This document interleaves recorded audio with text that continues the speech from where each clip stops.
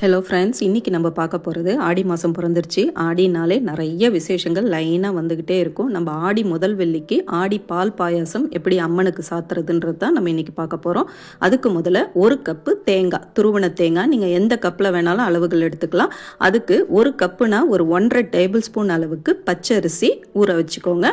பச்சரிசியை இப்போ கழுவிட்டு இந்த தேங்காவோட நம்ம சுடு தண்ணி சேர்த்து கொஞ்சம் ஒரு 10லேருந்து 15 நிமிஷம் ஊற வச்சு எடுத்துக்கலாம். நான் இப்போ அரிசியை கழுவிட்டு இந்த தேங்காவிலே சேர்த்து ஒரு 15 நிமிஷம் சுடு தண்ணி சேர்த்து ஊற வச்சுக்க போகிறேன்.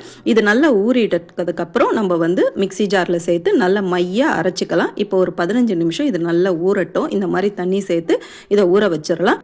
நீங்கள் ஜாரில் சேர்க்கும்போது தண்ணியை கொஞ்சம் ஃபில்டர் பண்ணிவிட்டு கூட நீங்கள் சேர்த்துக்கோங்க. அப்போ தான் நல்லா மையாக அரைஞ்சி வரும். நல்லா இது மைய வழவழன்னு அரையணும். இந்த மாதிரி அரைஞ்சி இருக்கணும். அந்த தண்ணியும் வச்சுக்கோங்க. நம்ம வேக வைக்கும் பொழுது திருப்பி சேர்த்துக்கலாம். இப்போ இதுக்கு வெள்ளோட அளவு நம்ம எந்த கப்பில் தேங்காய் எடுத்தோமோ அதே கப்பில் 1.5 கப்பு வெல்லம் கரெக்டான ஸ்வீட்டாக இருக்கும்.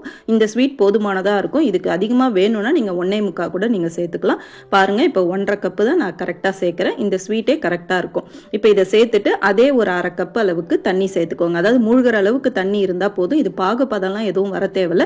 நல்லா இந்த வெல்லம் கரைஞ்சி வந்ததுக்கு அப்புறம் இதை ஃபில்டர் பண்ணி அதை அப்படியே நம்ம பாயசத்தில் சேர்க்க போகிறோம். ஸோ இப்போ இது கொதிக்கட்டும். கொதிச்சதுக்கப்புறம் இதை ஃபில்டர் பண்ணி எடுத்து வச்சுக்கலாம். இப்போ இன்னொரு பாத்திரத்தில் நீங்கள் தேவையான அளவுக்கு தண்ணி சேர்த்துக்கோங்க. வேணும்னா இப்போ அந்த கப்பில் ஒரு 3 கப் அளவுக்கு தண்ணி சேர்த்துக்கிட்டு நம்ம அரைச்ச அந்த தேங்காய் விழுத இதில் நம்ம சேர்த்துடலாம்.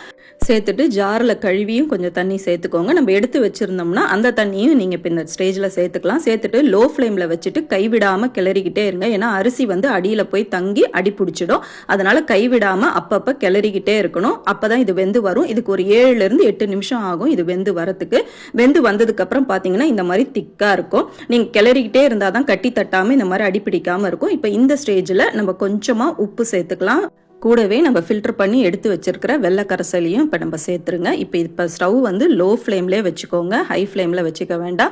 நல்லா இந்த கரைசலை சேர்த்துட்டு ஒரு 2 நிமிஷம் இந்த வெள்ளத்தோட வாசனை போகிறதுக்கு கொதிக்க விட்டோம்னா நமக்கு தளன்னு கொதிச்சு வரும். அந்த ஸ்டேஜில் நம்மளுக்கு பாயாசம் ரெடி ஆகிடும். ரொம்ப சட்டுன்னு செஞ்சிடலாம் சீக்கிரமாக. ஆனால் ஆடி வெள்ளிக்கு இது ரொம்பவே உகந்தது. இந்த தடவை ஆடி மாதம் நம்மளுக்கு வெள்ளிக்கிழமையிலே பிறக்குது. ரொம்ப உகந்ததாக இருக்குது. அதனால் இதை எல்லோருமே நாளைக்கு செஞ்சு பார்த்துட்டு எப்படி வந்ததுன்னு கமெண்ட் செக்ஷனில் ஃபீட்பேக் சொல்லுங்கள். கடைசியாக கொஞ்சமாக ஏலக்காத்தூள், பச்சை கற்பூரம், நெய்யில் வறுத்த முந்திரி பருப்பு சேர்த்து இறக்கணும்னா நம்மளுக்கு ஆடி பால் பாயாசம் சூப்பராக ரெடி ஆகிடுச்சு.